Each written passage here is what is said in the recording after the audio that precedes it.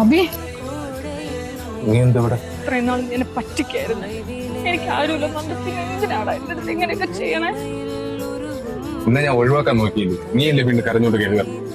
നിനക്കൊരു വാക്ക് പറയായിരുന്നല്ലോ എന്റെ ലൈഫിൽ ഇങ്ങനെ ഒരാളുണ്ടെന്ന്. എങ്കിൽ ഞാൻ വരൂലായിരുന്നടാ. ഇപ്പൊ അറിഞ്ഞല്ലോ, പിന്നെ പൊക്കൂടെ?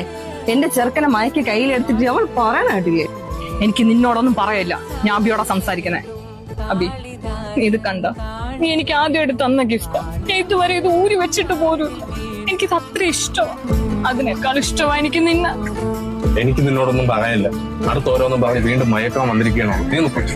എടാ, നീയല്ലേ എന്റെ പുറകെ നിന്ന് വന്ന് ഇഷ്ടമാണെന്ന് പറഞ്ഞത്? നീ പറഞ്ഞിട്ടല്ലേ നമ്മുടെ കല്യാണക്കാരൻ വരെ വീട്ടിൽ പറഞ്ഞ?